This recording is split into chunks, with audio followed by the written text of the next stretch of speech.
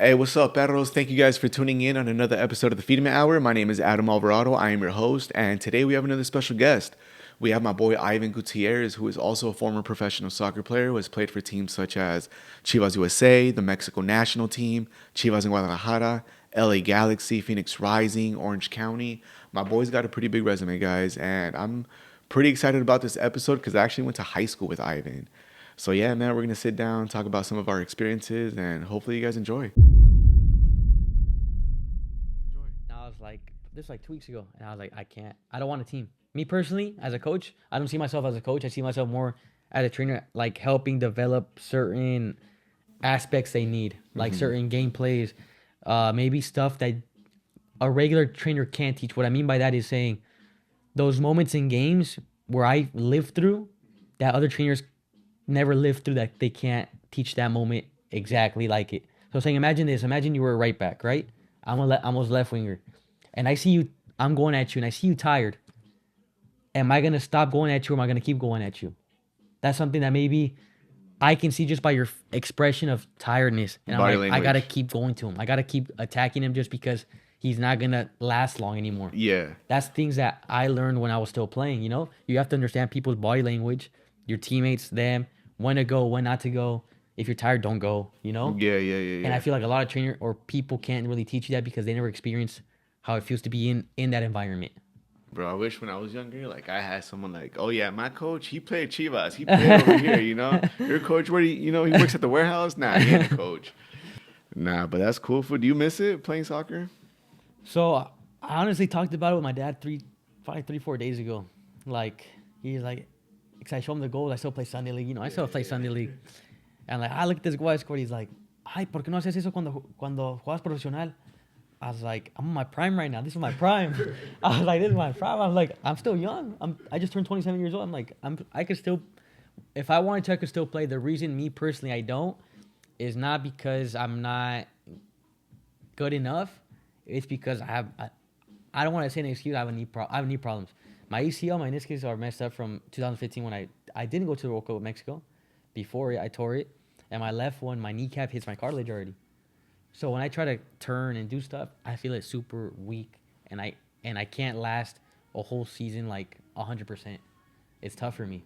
It's tough for me. So I was like, health, soccer. I'm like, I don't want to be 35 and Not being able to barely even literally, walking, crippling yeah. around everywhere. I don't want to be that. It's too young. That's the reason I kind of stopped. I've always thought about that because I was like, hey, you're young, fool. You're good. Like, when you played at FC Matatias, the best team in the world, bro, and you were banging goals, I was like, damn, I gotta sign this fool like right now.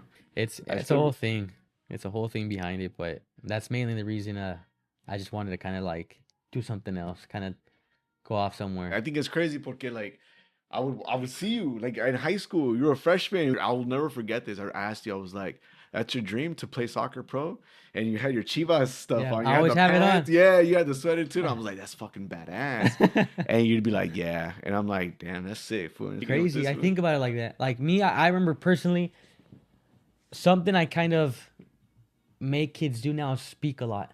Me back then, I was super shy when it came to the field. When it came to talking to anyone, I was super shy, I remember. and it could bring like a big toll on you later on, because if you're just, imagine you doing a drill and you're just going through the drill, not even talking, like you're just like, I gotta ask for the ball. You got like at least ask for the ball. Yeah. And a lot of kids don't ask for the ball. Like you have to at least speak up and kind of be confident, feel secure about yourself to keep going.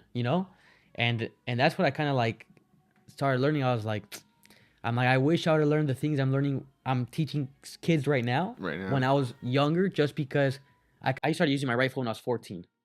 My right foot. I never used it in my life until I was 14. Until I got to the national team, Mexico national team, they would make me use my right foot to pass the ball because they're like, Yeah, you have you to. can't do it. Like right now, I'm teaching kids at the age of 8, 9 to pass with their right foot or left foot, whatever their weak foot, just Uh because huh. they're gonna need it later on.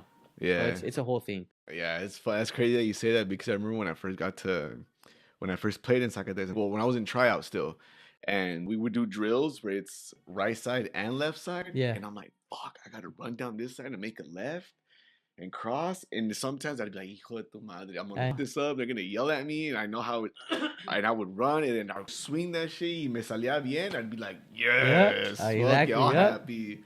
That's hot. Yeah. It happens like that. I remember happening to me too. Same exact thing. How did you get into Chivas Academy, Chivas USA? So the way I got in was, so I used to play for a team called LA Blues, which is in Oh, Corona. I remember. Well, we're kind of close to it, Uh-huh. and which right now it's called Future. So from there I had a coach named Augie, and honestly, Augie had a lot of I would say connections in a way, to a point where he literally told me like later on, like a year later, he's like, hey, honestly, personally, I can't teach you anything because I feel like you're above these other kids' level. He's like, I'm gonna try to set up a scrimmage against Chivas USA. Let's see if you can compete with them. Our team against theirs, we lost 10-1. I scored a goal though. I scored it. I remember the goal I scored. They gave me a good through ball. I hit it. At top of the box, I hit it. Upper V. The goalie couldn't get there. I remember the whole play in my head. I remember it. The only goal I scored. That team had around 6 or 7 U.S. national team players. So it was a good team they had. Mm-hmm. But from there, like, oh, we want this kid over here. Which that coach, his name was Mike Munoz. He's a great coach, great person and all. And he took me to Chivas USA, and from there, that's where I kind of like began to take it more professional in a way, to a point where you have to eat better, you have to be more disciplined, sleep more, rest. What can I say? Stretch more, because they take it more serious there. You're right there now. You're like, I'm not saying It's like almost pretty much professional. You're like in a way you're básicas. now what you do, you have to mimic what the first team does. So it's like if they play a 4-3-3, every single team under is gonna play a 4-3-3, because one day you wanna be there, so they have to try to make you Like develop you. to a way you can one day play with them. So if every coach has a different way of playing, they start switching it up with the academy levels. So it's a whole process, but it's something you gotta adapt to, you know. And then from there you played in what was it? Considered U17? Here? Yeah, here. Here it was. So I started U15. I went to because over here it doesn't go U7. It goes U15, U16s, U18s. Oh. So I played U15, U16s, U18s. Didn't you play at some point with the reserves? I played my first pro game at when it was October something 2014. 2014. When That's dope, bro. Which now is the USL Championship now. So it was like the second division here. And I was, at that time, take away 11 years, I was 15. I remember. I was 16. The only reason why I remember, I think you mentioned it to me at school one time before you guys played. I forgot where, but I was on Facebook. I think there was the day after, or the week after, you had posted the screenshots from when you came out on TV. Yeah, yeah. And I was like, hell yeah. And I showed him, remember Isaac? Yeah. I was like, hey, this fool plays in Chivas USA. And he was like, no, he doesn't. I'm like, yes, he does. I don't know if you remember, but we were on the bleachers one time. And I was like, Ivan, where do you play? And you were like, Chivas USA? And I looked at him, I was like, ¿Qué te dije, güey? And he's like, what? For real? The way I kind of like lived in a way, like my childhood was super different, to a point where I knew what I wanted. I knew where I wanted to get to. I was verbally committed to UCLA when I was You were still in high school. I was still in high school. So I was a sophomore in high school, and I was verbally committed on a full ride to UCLA. I had offers to Duke. I had an offer to Stanford. I had an offer to, I don't know, UCI, UCSB, whatever it is. No way, for real? And I wanted to go to UCLA. I was like, all right. I remember you posted that. I remember at that time, I had already left King, and I wasn't really coming back, so I wasn't really seeing you as often. But I remember seeing that, and I was like, nah, I don't think you're going to go there. And the next thing you know, that's why I kind of say it's a whole thing where I feel like at my childhood, I'm not saying I matured, because I was immature too, but like soccer-wise, I matured super young, to a point where at the age of 16, I had to go live in Mexico by myself. Like, tell me what kid would just leave all this to go to me personally, when I was living in Mexico, I'm going to kind of tell you a story over there. When I was living in Mexico, I felt, I'm not saying unwanted, but me being pocho, whatever you want to say, go real Mexicans over there, Yeah, yeah, yeah. and like there'd be certain things, that they would like say to me, and I was like, what are they saying? Like their slang is super It's different, a lot different. and then it was like, U.S. would play against Mexico. And they would start talking shit to me, like, Yeah. like I was like, I go for Mexico. I'm like, I don't go for the I'm like, U.S. no, yeah, I'm I'm with like, you I go for guys. Mexico. I'm like, nah, like nah, don't say it or whatever. They start saying, I'm like, nah, I'm like, not me. I'm like, I go for Mexico. I'm like, I was born there, but I played for the Mexican national team my whole life. I don't know what you're talking about. And like they would get me pissed though. They would get me mad. The rooms were crazy. What I mean by crazy is like imagine little dorm thing. Like saying there's half of this,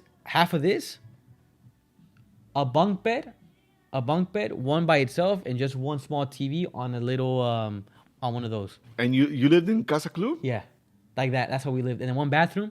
Imagine this: you would wake up, you would literally wake up, and now you're like, damn, I want to go to the restroom, whatever, midnight, whatever, or morning.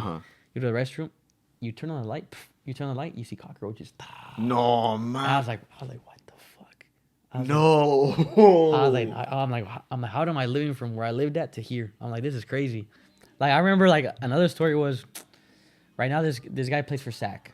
He plays for Sacramento Republic. And he would, how do you say? How do you say when you're, like, you're dreaming, but, like, you're asleep? What is it called? Like, you're sleepwalking. Sleepwalking, daydreaming. So he was sleepwalking in a way. So he wakes his ass up, and he has, like, he always has his chanclas right next to him, you know? He was asleep of some like so many. I'm pretty sure so many cockroaches you see like at night. He got his shit and started smacking. He was asleep. Though. No way. The wall. I was like, "What is this guy doing?" You just hear like imagine the thuds. Uh-huh. I was like, "What is this guy doing?" And I know he just leaves and just sleeps. I was like, "Nah, this guy." I'm like, "You can't sleep with this guy." Which team was this with? Chivas. It was Chivas? Everything was at Chivas. Yeah, everything was at Chivas. Hey, when you got to Chivas, what was that like? Like arriving there, like well, you already knew players there because of the Because at Mexico national, we had at U17s, we had around 8 and 9 Mexico national team players. Like that whole team we had, except probably the goalie and one center back, everything right back, left back, 3 middles and the 3 forwards were all national team. All of them. Everyone. That's hard. It was crazy. Like you would play and we would win 5-1. How did you get to the Mexico national team? Was it through Chivas USA? Yeah. So when I was at Chivas USA, I was honestly one of the top scorers out here. I remember that. I remember that my senior year you would tell me. I was always a top scorer. And there got to a point where the U.S. wanted me, the Mexico national team wanted me. And I was with the U.S. national team for like 2 months. And then I was like, I came back home to like a game against, what was it, Rasul Cal or Pats? It was one of those two, Rasul Cal or Pats. We played. We won 4-1. I scored 4. And then out of nowhere, there's like a Bisor there with his national team stuff. He's like, hey, his name's Echeverria. And he's like, hey, ¿cómo te gustaría usar la verde? And I was like, I'm down. I'm like, all right. He's like, okay. He's like, en una semana te van a dar convocatoria. You're going to fly out to Mexico, whatever it is, okay. We have a tournament coming up. I'm like, all right. So they sent it to me. A day later, U.S. sends me the same one. And I was like, my bad, U.S. I have to go to Mexico because they sent it to me first. And I already accepted it. So that's how it happened. And playing with Mexico, it's a different experience. It's different. Like, you can't mess up a pass. You have to give hard passes. You can't miss a pass over there. They're like the grass is so perfect that you can't even like bounce. If you bounce it, it's because you're hitting it wrong. Like, you can't mess it up. That's tough. That sounds like so much pressure. When you got there, were you nervous? Yeah. Because it's an environment that you're not used to. You know, you get there and you're like, I'm probably the only one from over here going over there, and it's kind of like a whole thing. But it gets to a point where you see it differently. Like, you get there, right? You get to the place. They check your weight. They put through like the BMI thing. They check it out, check everything out. From there, they get you your room. You leave your bags there. You go eat with the team. We have like a little own like dining tables. from there, like, you literally would train at 10 a.m. and train at 5 p.m. twice a day. But the whole thing, you had your own psychologist there, your own nutritionist there. Anything you needed was in that place. Everything was there. Taken care of, right? Everything. There. Damn. And then, do any of the players that you were there with, do they still play now? From the U17s,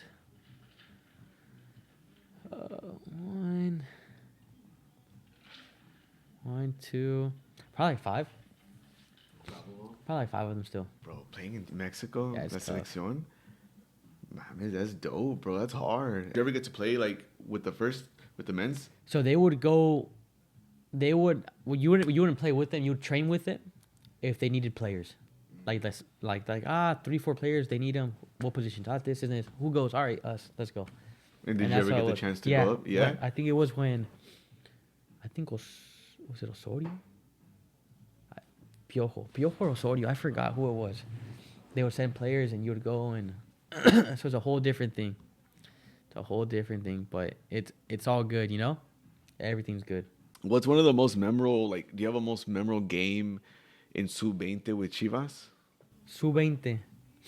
Because I know, would your rivals be like, oh, obviously America, no? Atlas America. And then I think my most memorable moment, just like when I debuted. Like, the reason I say this is because they're like, oh, this is the lineup for today. Matias Almeida, I think he's probably one of the best coaches I ever had. He's like, yeah, this is the lineup for today. He's like, you're playing left wing.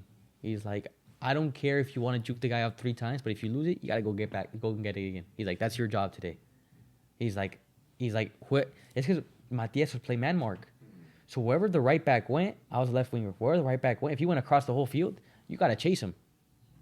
Like it's like basketball. You chase your own person the whole time. So if he was running the whole time, I'm running the whole time. Like I can't just go. I'm like, this guy will get it. No. Over there, if you do that, vámonos. And I remember that day we were playing Porto, and Casillas was there, Héctor Herrera, Tecatito, who else? Alex Telles. Did I say Iker Casillas? Right? I already said Iker Casillas. But the best thing to me was the most memorable moment was walking in the tunnel, like you know, like you see on TV, like the tunnel, like they're ready to play. Yeah. And I'm like, I have a picture of it. I'll send it to you. There's like a picture of me like going out the stadium, and Casillas is like behind me on this angle. And I think that's to me the most memorable because I think about like FIFA. You know, when you get your team, you're about to play FIFA, and you see little monitos walking out, and you're like it's about to get down, you know? That's dope, dude. That's so dope. I think that's like my most memorable moment was playing against. I'm a Madrid fan, so playing against a legend of Madrid to me is like it's big, you know? It's huge. Like you know how many people have wished like they can even just be in the same tunnel? Like no, that's another level, bro. Did you ever have any trouble in Mexico, like as far as like outside of soccer, like just living wise? Not really. Mostly like if the cops stop you, but yeah, it's because I had my car tinted, you know. And wasn't there a cop that told you one time? Yeah, he told me. He's like, hey, he's like, what do you say? He's like, oh, like, what do you do for a living? And I was like, well, I play for Chivas. He's like, and the first time he was like, oh, he's like, really? I'm like, yeah. He's like, next time if I stop you, just give me a jersey. And I was like, all right, I guess. Like, they let you go. Yeah, that's how it is out there. You know, that's how it is. But, and then there's another time where it's like, another guy stops, another one. And he's like, ¿qué te dedicas? Juego fútbol. ¿En dónde con las Chivas? Dijo, no, yo nunca te he visto. He's like, yo soy el que escolta el camión. I was like, what do you mean? I'm always there. He's like, no, yo nunca te he visto. I'm like, okay, el próximo partido me vas a ver ahí. I told him. But the funny part that time was I was on U20s. I wasn't even on the first team yet. I was like, that's why he never sees me. But you gotta make something up, you know? Yeah. So when he says that, I was like, damn. So right when I got back, I pulled up to Casa Club. Mm-hmm. I pulled up because they actually called me up for that game. For the first team, they called my ass up. So I was like, all right, I pulled up, and I see him. I'm like, What's up? I'm here, look. And he's like, no mentiste. I was like, nah, I'm here. I was like, I'm not lying. I'm not lying, you know? Hey, when you were playing in Sub-20 in Chivas, you got you were signed with Nike, no? I was signed for Nike for three years. What was that like? You know, it was the best thing. To me, personally, it was the best thing. So it was U20s. So I was already with the first team, but they would bring me on the U20s to like help them out because I wasn't getting a lot of playing time in first team. But when I signed my contract 3 years with Nike, like there's like options. When I mean by options, like Chivas at that time, maybe not now, at that time, Chivas was considered a Class A team, which I mean by that is Barca, Madrid, Arsenal. Class B team would be, to kind of tell you like a random name, I don't even know who's there. Madrid's not even part of Nike, but saying to kind of tell you like random names, Like a lower level United. team. Well, I don't know at that time. Well, other teams, it was like lower level teams. Like they would Uh-huh. tell you stuff. And the thing is, when I signed my contract, I was saying I was getting every 3 months. I was getting 6 pairs of cleats. What? 6 pairs of cleats every 3 months. Every No time new ones came way. out, you got your new cleats the whole time. New cleats, new cleats, new cleats. I was like, all right, whatever.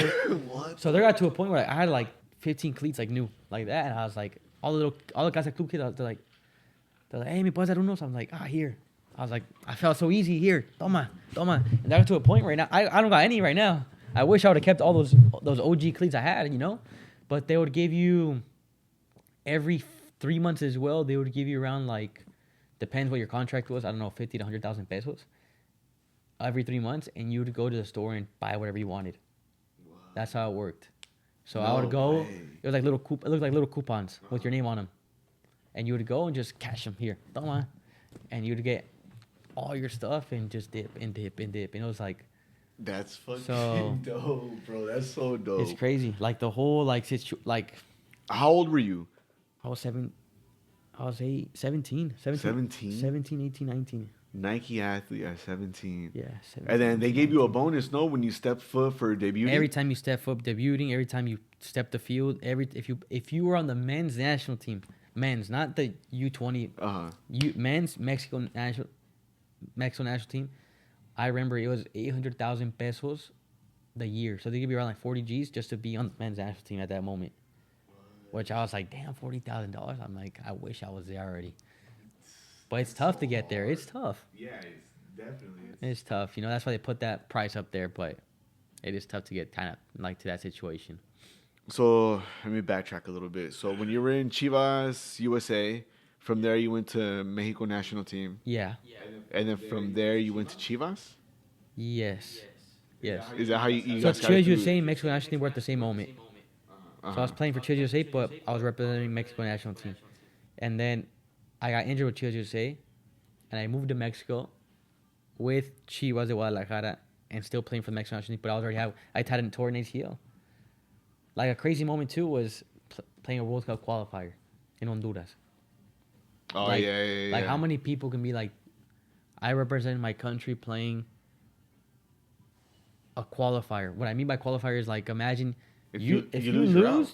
you're not going to the World Cup. Like you're representing Mexico to a point where U17 Mexico's teams, like U17 Mexico national teams, they always consider to win the World Cup, not even the World Cup qualifiers. It's to win the World Cup. That's what like we're considered for. We got 4th place. Like, if I tell you the prizes there is behind that to win it, the World Cup, it's crazy. Like, you wouldn't even saying Wow. if you would have got third. Okay, to tell you this, if you would have got 3rd place in the World Cup, you would have got probably around like $15,000 around there each player. Boom, boom, boom, boom. We got 4th. We got nothing. Nothing. Nos dieron. 2nd place, 50 G's. Each player. Yeah. 1st place, 100. No. Each player. So just imagine how much money is behind all that. I didn't know that, bro. But what I heard, I don't know if it's true. What I heard is like a Uh-huh. rumor around the 2011s or I think it's the 2011s. They won the World Cup, and they got promised like a lifetime like payment. That's what I heard. I don't know if it's true. That's what I heard off a player that played with me at Chivas. That was part of that 2011 team. That he's like, yeah, todos me pagan mensualmente algo los de la selección por ganar el mundial, sub-17. And I was like, ¿cuánto es? They get like 200, like $300-400. But they have something for life. Like what? Yeah, like you think about it, like and you're like, oh shit. Man, now knowing that makes me want to go back in time and fucking go back to training. And like when I won the World Cup qualifiers, when we won it. So to tell you this, when you play with the national team, and right when you leave las instalaciones and you go play somewhere else, wherever it is, Ireland, Mexico, U.S., whatever it is, they start paying you $100 to $150 every single day as like a per diem. So I was like, damn, I'm happy. Me being at King High School, and I was like, damn, I'm ready to go to Mexico. I'm ready to go make some money. I was like, all right, let's go. I was like, all right. So the thing I'll do is like, all right, World Cup qualifiers. It was a month and a half. I was like, all right, let me count my days.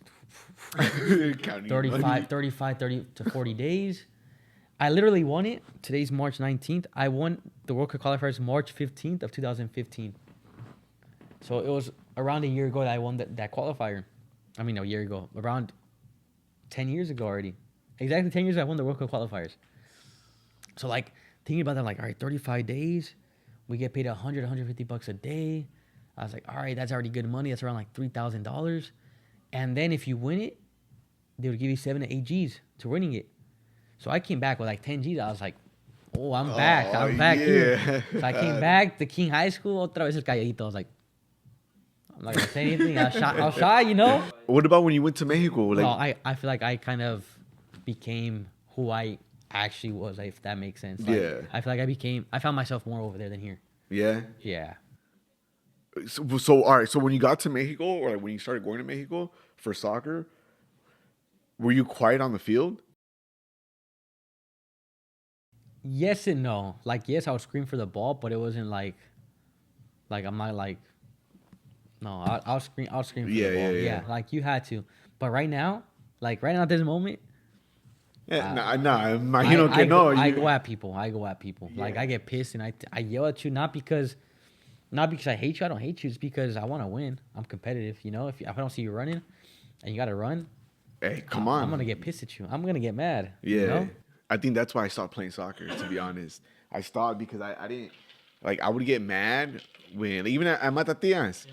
I would get mad when the group chat, everyone's talking shit on someone else, but them themselves aren't doing their own job. Yeah, they're not doing it. And it's like, bro, how are you going to talk shit? And I would tell Josue, and Josue would be like, chill, it's not like Mexico. Like, I understand, I get it too, I get mad, but, and it's like, damn, bro. Oh, they do it for fun. I still do it to compete, you know? Yeah, it's different, because like, to compete and to do it for fun, I think it's not the same, bro, because when I do it for fun, like, I would want everyone else doing it for fun. If someone else is getting mad at me because I mess up on little things, but if you mess up on, like, 10, y no te digo nada, but that one time I get mad at you, hey, why are you yelling at me? You mess up. That's what I'm saying. That's what it is. Like, how can I say this?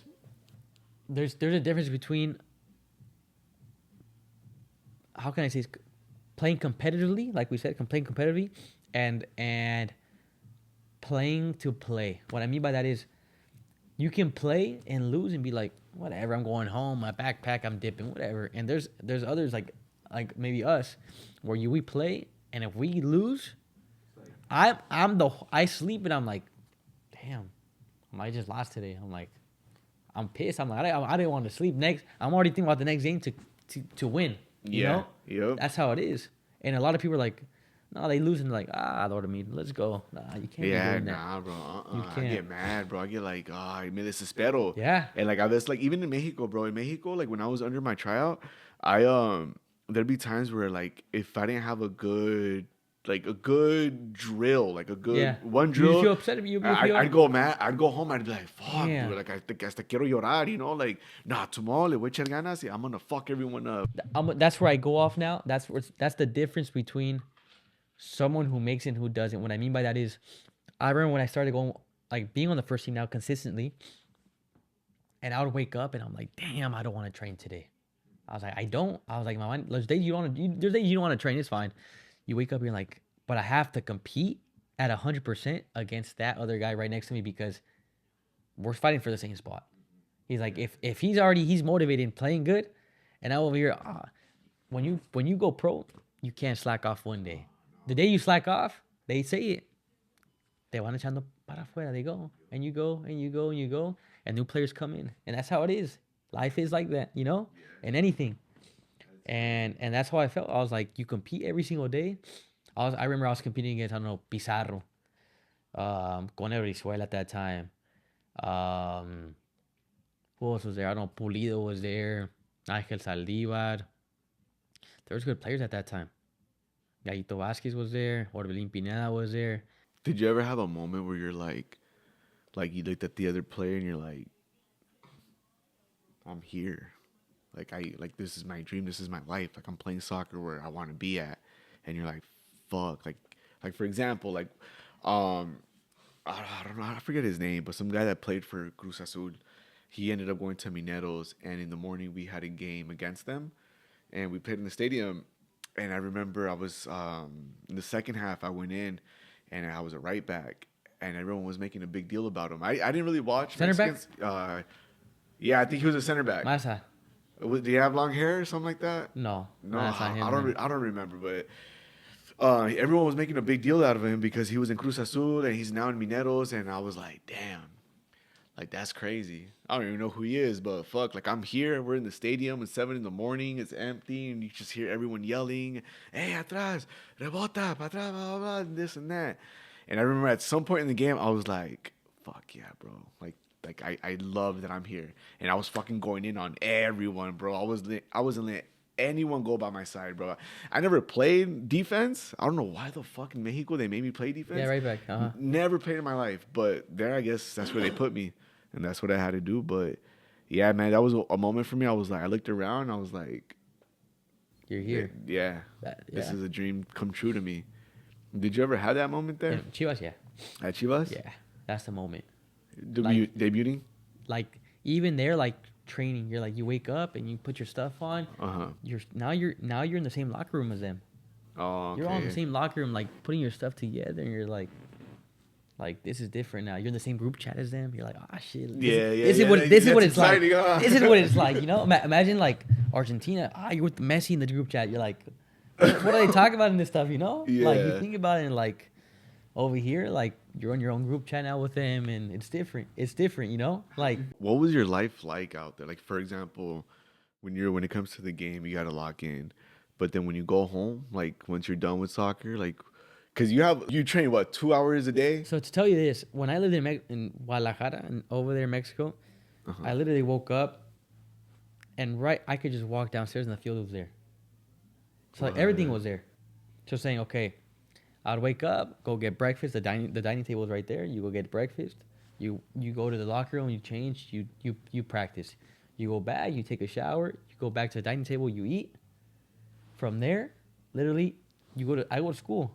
The school is right next to us, so you just walk through like a little like door. And we had our own school, so we go to our school. We would go for class for like 3 hours, 4 hours, easy. I think it was the easiest time of my life. You had to go there. We'd come back to eat lunch now, Champions League. You're watching Champions League, eating, whatever it is. After that, you go back to school for like an hour. You get out. You're back in your room chilling all day. You're out. So we would go to school from 12 to 4. 12 to 4? 4 hours. That's it. What? 4 hours. Did you struggle over there because of the language barrier? No, the only thing that was tough for me was history class, because history is different. I didn't learn anything about Mexico history. Yeah. You know, I don't know who Benito Juarez was. I don't know who he is over here, but George Washington, you know, but Benito Juarez. I don't know who he was at that time. They have different stories that we have, and it's just different. You know, I didn't understand it, but I just had to go to class, you know, until I kind of learned and different culture, whatever it is, and that's how it is. But it's just different. Yeah, bro. I remember when you posted a photo that they went out. Your family went out there to Mexico for your graduation, right? Yeah.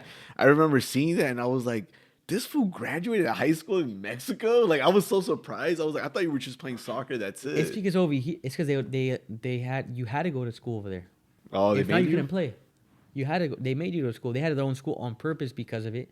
After that, they made us go to college. Oh, I went to college for 3 years over there. Really? 3 years in college, and honestly, I had good grades. I honestly didn't care about school. I liked school, whatever. Yeah. And if you were to get good grades, they would pay half of your tuition. What? Chivas would pay half your. If you were to get bad grades, you had to pay everything. So I was going to school over there. Now school, since we trained in the morning, we would go to night class. So we would go to school from,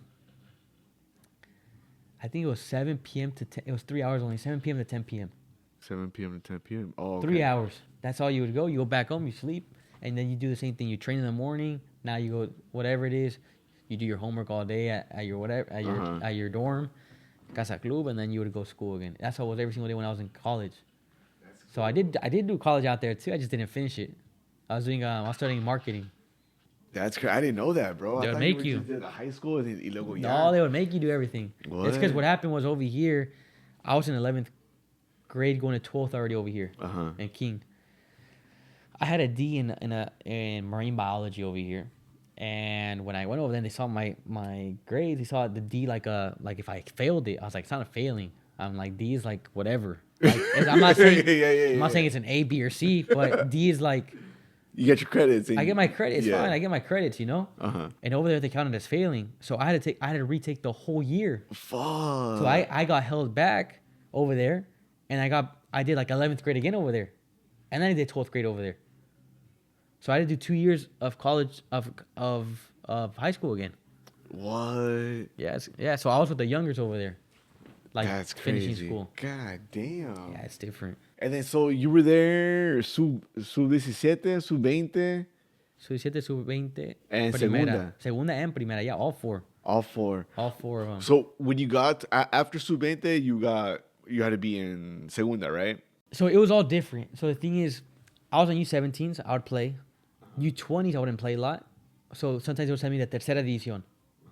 And from tercera, they're like, I was like, no, I'm like, this is too easy for me. I'm like, I didn't like this. They're like, si no me quieren en la sub-20, mándame a segunda. So they sent me to segunda instead of sub-20. So I was U17 to segunda, while all my teammates were U20s.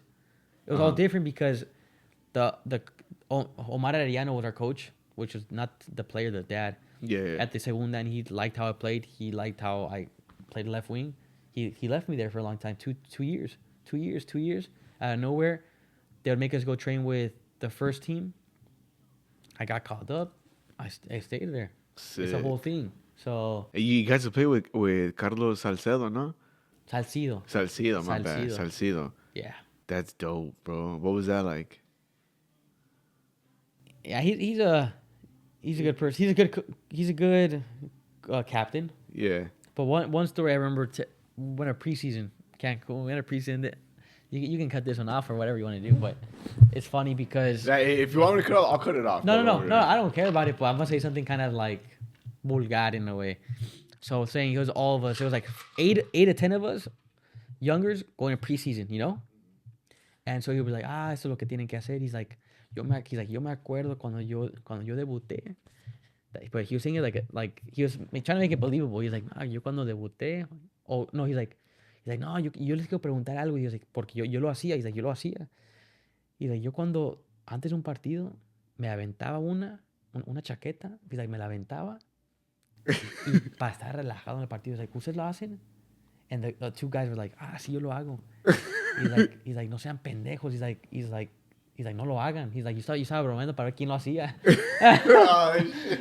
No way. He said that shit.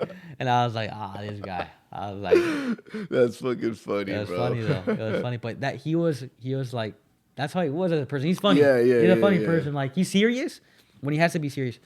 But I remember going to preseason. Salcido's he's a wall. Yeah. Pulido was a wall. Everyone was a wall. You went to preseason, and we would go to we're at the Grand Moon. It's called Grand Moon Palace in Cancun, and we got there and we had a big buffet every morning, whatever it is, like that all you can eat inclusive buffet, whatever it is. I would see all the desserts. I see everything. I'm like, damn, I want one. No one got one. I would not see anyone. So me as a younger, 18 years old, not see Salcido. No one get like a little cake or little whatever it is.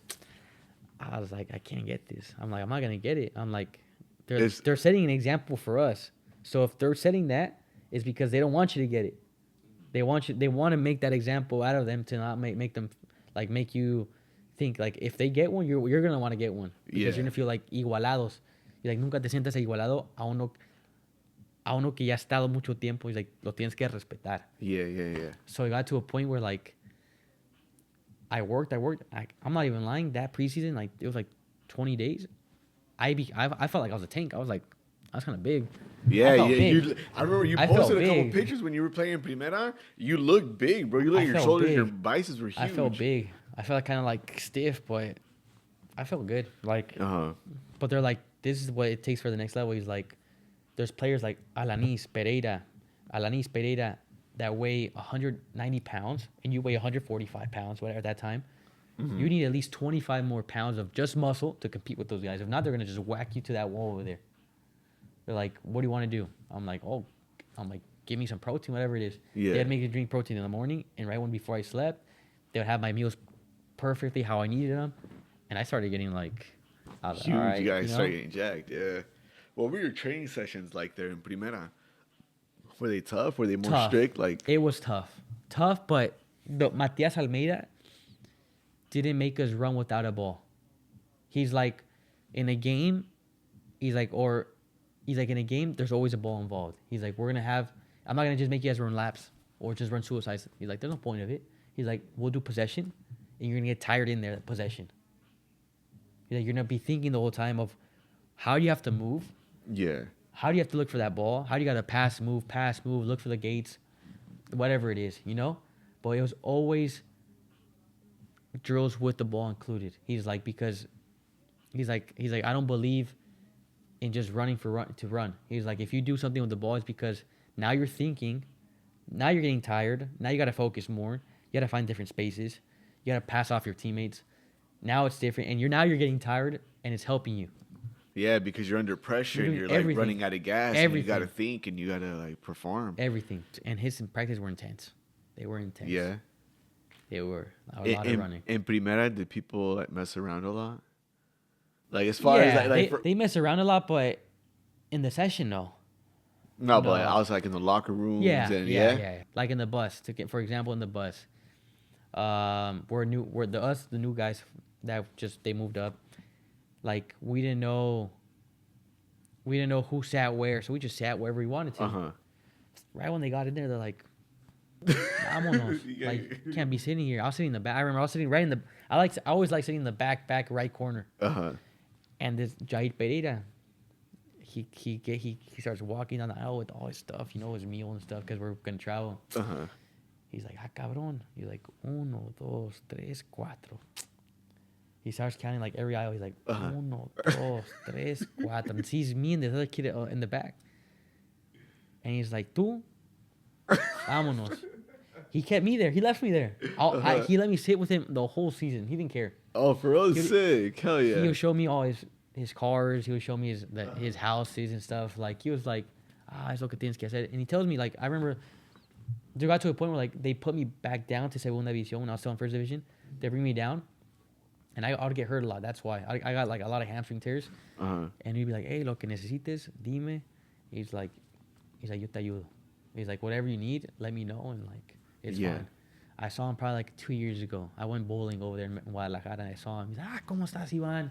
He's like, the same thing, lo que necesitas, aquí estamos, lo que sea. Ahí manda su mensaje. I was like, all right, like, that's cool. You still make those friends. You still make those relationships. It's not like, connections. Hey. No, they still kind of, like, help you out, If you still see someone, I still talk to some of the guys there, and it's like, nothing. I'm still, like, part of them in a way, That's cool. So it's good. That's dope. That was all from Primera, right? All Primera. And then going back to Segunda, te agüitabas? Like, would you be like, fuck? Yeah, because there's times where you're like, damn. Like, you have to see it like this. That's like a bottle. It starts closing up, and there gets to a point where it's either you make it or you don't. Yeah. Me at the age of 19, 20, I'm like, that's what you have to know.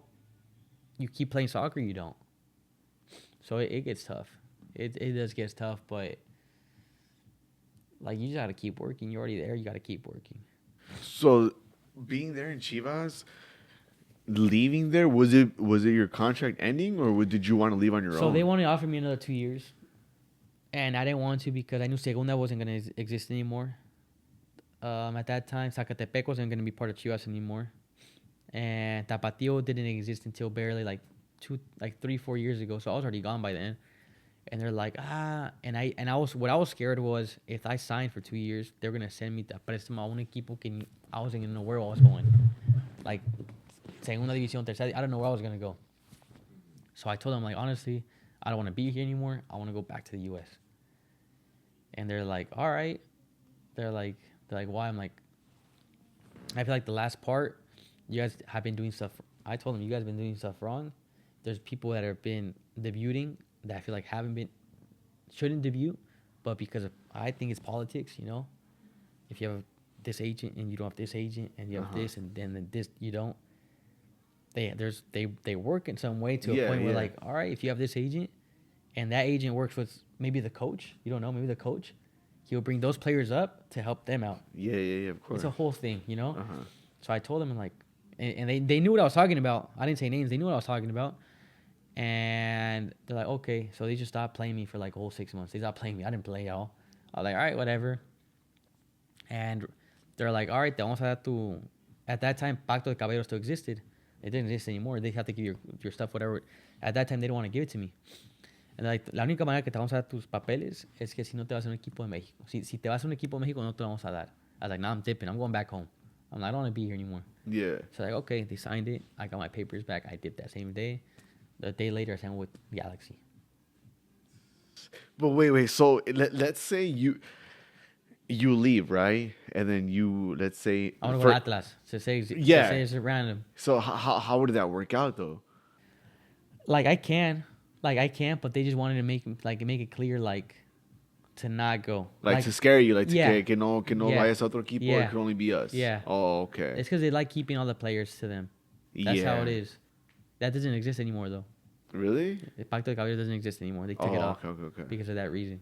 Because a lot of players, like Chivas, would have around 100 players on loan places, but they want to give their papers back to them because maybe they shine somewhere else and, like, oh, they're ready for the first team now. Yeah. So they saw it to a point where, like, imagine you being in wherever, like, being in Cimarrones. I'm over here in Zacatepec. Josue is in Pumas. But we all are part of Chivas. So imagine you do good, he does good, and I do good. They just send us back. And if you do good over there, you're good. If not, vámonos otra vez otro lado. Somewhere else again. So they took it off because a lot of teams would do that. They would just boom, get a lot of players and have like a whole collection to not let other players have these players. Yeah, so it's only locked to them. What? That's okay. That makes more sense. Porque not too long ago, WAS, they went to the finals and they won it. They won it and they had to win the next final for them to go up to Liga Expansión. Yeah. So that after that first championship, a lot of people got offers. A lot of them got offers, but our coach there was like, nope, no one's leaving. We're going to win this next championship and we're going to be bumped up. That didn't happen. They got to the final, but they lost it. So now a lot of players were like, yo, you just messed up my future because I could have gotten off. I got offers to Liga Expansión. And because you wanted me here to play the next championship, I didn't get to go. And now we're here again. It's tough. Now I'm older. Damn, that sucks, that's how it works. Bro. So when you left Mexico and you went to LA Galaxy, what was that transition like? It felt different because not living at home for 5 years, coming back home after 5 years, living back at home, driving from Riverside to Carson every day, which is an hour and a half, 2 hour drive every morning. It was tough. And you never thought about like renting nearby, or did they have a No, it was too expensive. No. They didn't at that time, no. I was like, I'll just make the commute. I didn't live at home for 5 years. I didn't enjoy my parents for 5 years. I was like, I just want to be with my parents for a bit, see how it is. But I remember the first day I walked in, I met the people. Johnny, he was our trainer at that time, great person. I went to the gym, and I just looked this way. I see Zlatan. I see him. I'm like, damn. No way. What? But you see him, and you're like, it's like a point where like you believe it, but you don't because, like, his body is just. He's tall, huh? I was like right here to him. He's like 6'6", 6'7", but it's to a point where like his physique as a soccer player, like he's huge. Like his hips here, like he's like so tall, but you see his He's legs, big. legs like this, like two of mine. Like it's crazy. You were explaining it, like I feel like I picture it. I'm like seeing him right now, like damn fool, for real. And you got to play with him, no? Or like Play share the no, but field. practice yes. Okay. Practice a lot of times yes. What was that like? He was something else. Like something Yeah. else. When I say this, like no one wanted to pass him the ball because they were scared that they're gonna get yelled at. Cause he would yell at people a lot, like bad. I would see him yell at the coaches, like in Italian. Yeah, he would yell at the coaches. He brought his own personal trainer from Inter de Milan. Just in case if they did something he didn't want to do, he would just go in the gym and just do his thing. If they were going to do like running outside, he's like, I'll just stay here and just do some gym. No way. He just trained like twice a week. No way. In a Galaxy. But he would score every goal. He would score two. Yeah, I remember when his first game, he scored that banger. No. But you see him and like at practice, I remember he had the ball and he would just put his hand like this on me. Like I was like, where that guitar's at? Uh-huh. Like I can't even find the ball. The ball's over here. How am I gonna get to the ball? You can't. He's that big. You can't get to the ball. Like imagine like the strength he has to just like turn you. Yeah. Like just put his foot. Yeah, it's too much. This guy slid at practice. He slid, but he didn't know how to slide. He slid like super weird. And Zlatan was like, hey. He's like Zlatan would get pissed, but pissed to a point where like he would like talk shit on them. Like hey, you don't know how to slide. He's like, I'll show you how to slide. He's like, if you don't know how to play soccer, he's like, I got a nice pool in my house. He's like, I'll pay you to go clean it, whatever they're paying you here. Oh shit. Like he was that type of person. Like he's like, what? that's how cocky he was. Did but you he ever was have? chill. Yeah. But he does it to the people. Like he was like, you can't fuck with this. Like you're fucking with my, like Yeah. you're fucking with my career too. Like I know it's the end of his career, but like at the end of the day, like. But you're interfering at some point if you're not doing your job right. You get exactly. me? Yeah. So he sees it like that still. Dang. Did you ever have a conversation with him or like anything? No, I never Nah? talked to him. I would go to the gym and I see him like sitting down, like Chris called applesauce like that with his phone, with his phone watching Fortnite. Like he would do like random shit. Yeah. What? That's insane. Well, what would you say is your like? Do you have like a favorite memory there at Galaxy or anything that's At happened Galaxy? there? Yeah. Probably that day I went up with all of them to train, like the first time ever. Yeah. With all those guys, yeah. Jonah Dos Santos, Christian Pavon, Zlatan. It was different. Like That's the crazy. intensity was different. What was Dos Santos like? He was chill. Yeah. Yeah, he was chill. He's like more like the ha ha ha he he. He was more chill. That's more cool. chill. But damn, bro, that's insane, dude. And then from there at LA Galaxy, did you ever?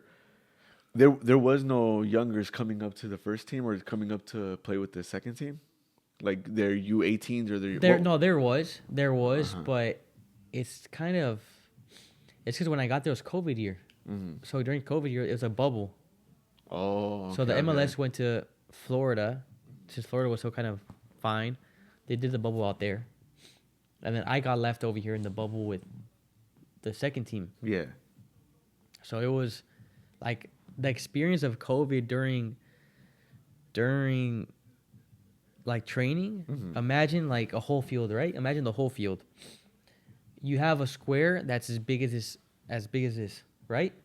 You have one ball in your square.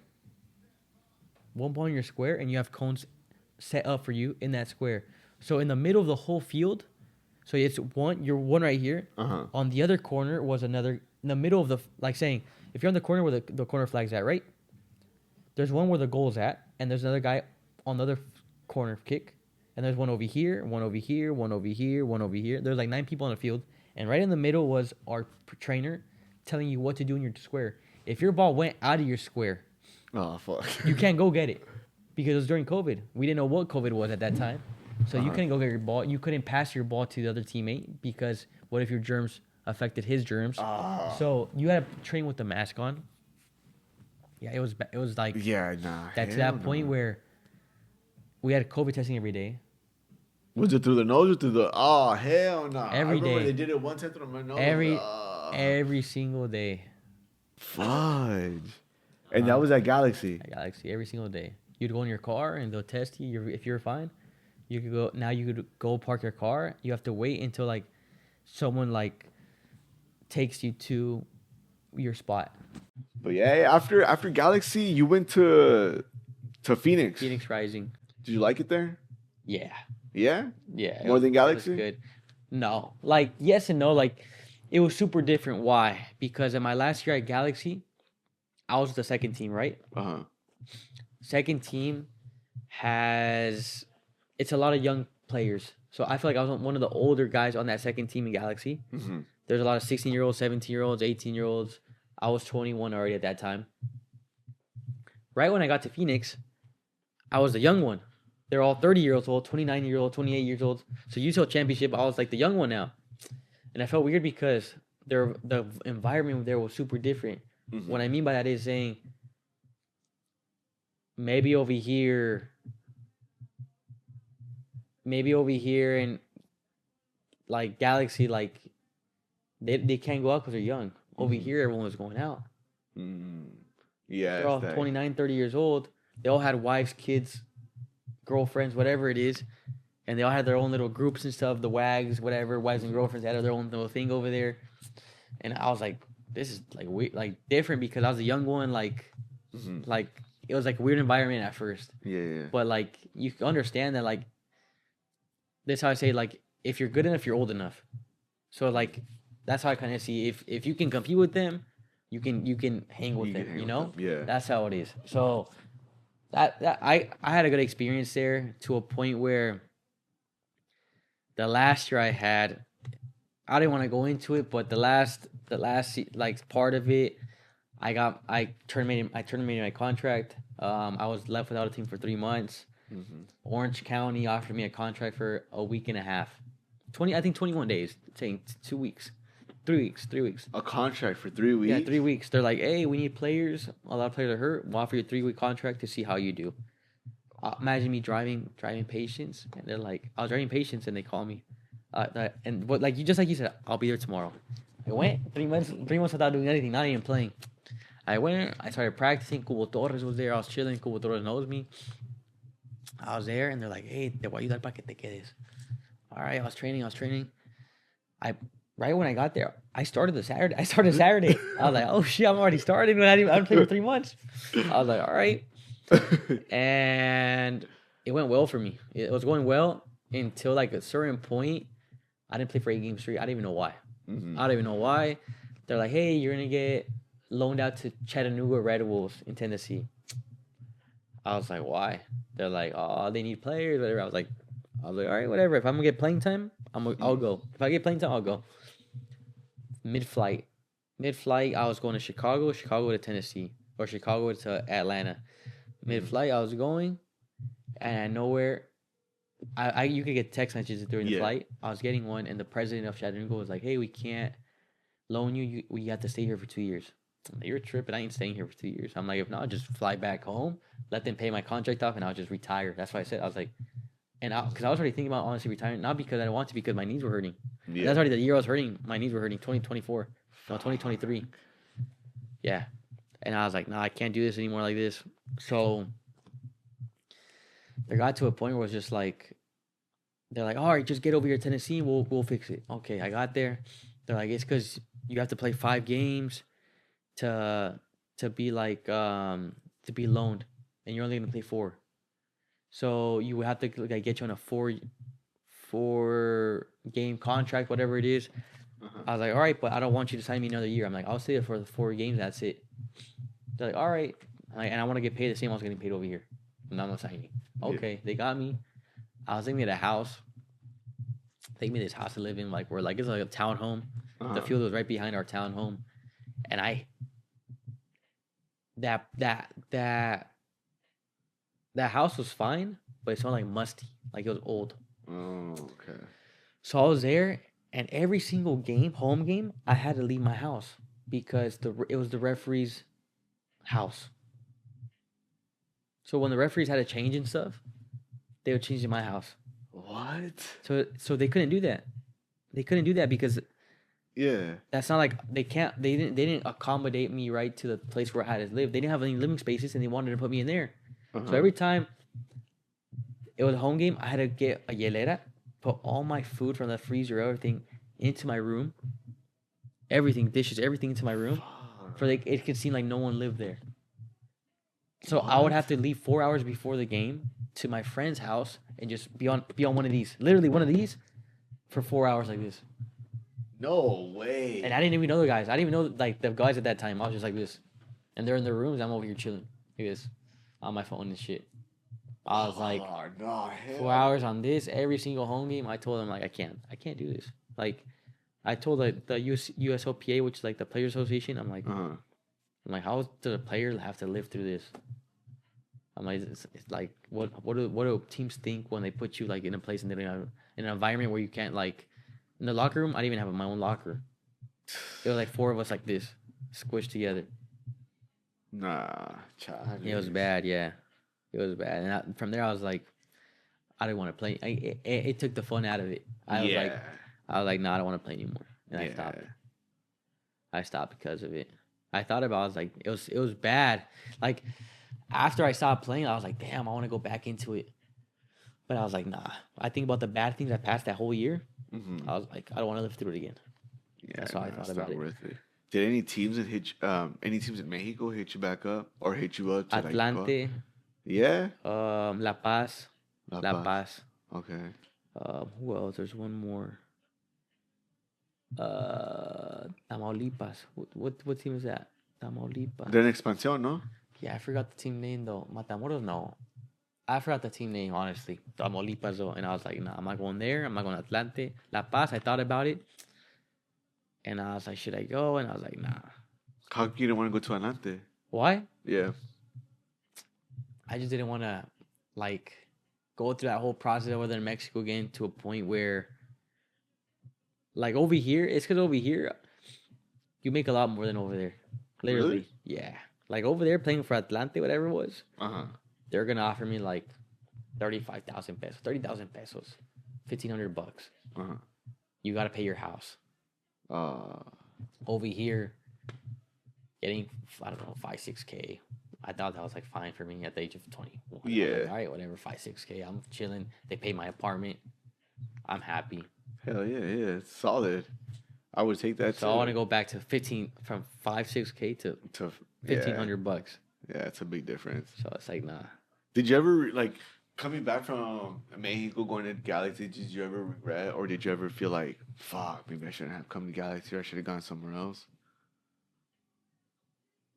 No, because no, I thought that was the right choice. Yeah, Galaxy was the right choice. Yeah, I thought it was. Shit, seeing Zlatan next to you, that sounds like the right choice. Right, it's the right choice. That's dope, bro. And what would you say is like your? Let's say there's a 16-year-old kid, no fuerzas básicas, no sub, no academy, just high schooler, but he's good. Like super good? Super good. Wants to go pro. What would your advice be? Apart from like eating well, training every day, what would your advice be for him to be like to get to the next level, to get to the pro level? Like do this, reach out to so and so, or try to go here, try to go there. My advice would be is saying this, all right, I'm gonna tell you in this situation, if I was training that 16-year-old, or if I knew that 16-year-old and I'm already at my age and I know all the people I know, I would help him find a tryout to a place he needed. But first, I want to see him play. I'm not, because if he goes and he's not as good as he's not prepared, it's gonna make you look bad. But if he's good as he says and other people say he is, I'll get him a tryout. I don't mind it. I'll help him out somewhere. If it's dope. Here, there, whatever it is, I'll find a way. That's sick. And you have, so like, let's say you have that. What options would you say you have? Like, who would you be like? Okay, I'm associated with so and so teams. This can possibly happen. Saying this, so I have I want to consider him a friend, but un conocido. He has a team that's just focused on Mexican Americans in Guadalajara, and now he's bringing it out here. So saying, imagine a Mexican American didn't get an opportunity to play somewhere. He sends them to Guadalajara. It's their división. And if they do good, they can send them to Chivas anywhere they want. Chicharito's dad's a part of it. Jose Luis Real is part of it. He's the one that took me to Chivas at that time. Oh, okay. They're like the directors there. If not, Roberto Vidrio, to me, he's the one that scouted me for the national team as well. He's at LAFC. Oh, nice. So at Galaxy, I still know that Mike Munoz is still there at Galaxy, which he was my coach at Chivas USA. He's at Galaxy now. So let's say those kids are here local. How would they be? Where would they be able to reach you at? Like, let's say, like for example, like if I'm that 16-year-old kid watching this right now, and I'm like, You I either want him to watch me play. I want to get connected with him. How can they reach you I at? say you go to my account on Instagram, like 1% football. Like I respond more on there to anyone than my own account. On my own account, I use it for my friends. That's it. I don't talk to anyone on there. Other one, soccer related, I'll talk to anyone on it about anything. You want to show me clips? You want to show me everything? If I can help you in any way, I'll help you in any way. What was the That's how I kinda- Instagram at? 1% football. One, oh shit! Wait, my camera's over here. 1% football on 1% Instagram. I'll put football. that right here so you guys can go ahead and follow that. Yeah, thank you. Hell yeah, bro. Nah, of course, man. Well, that's pretty much all I have for you today. I just wanted to like get your input on like your Yeah. experience, your soccer, see how all that happened. Because to me, it's interesting, bro. Because I like to like hear other people's perspective, other people's story, other people like what they went through. Because the way the shit I went through, bro, in Mexico, it was tough. It was different. It was something that's like tryout after tryout after tryout, getting robbed by Mexican cops, and here and there, getting different. stopped, getting pulled over, have to pay here. All right, let's go. And yeah, it was crazy. I feel like my story was you won't hear of it that Unique. often. It's Yeah, you know. And then hearing yours and hearing Josue's, it's like, oh, that's dope. Like that's cool. You guys are like giving me a little like vision of what you guys got to experience, you know. But yeah, man, Ivan, thank you for being here, No, bro. anytime. Honestly, the Anytime. shit means a lot, bro. Anytime. No, anytime. Thank you.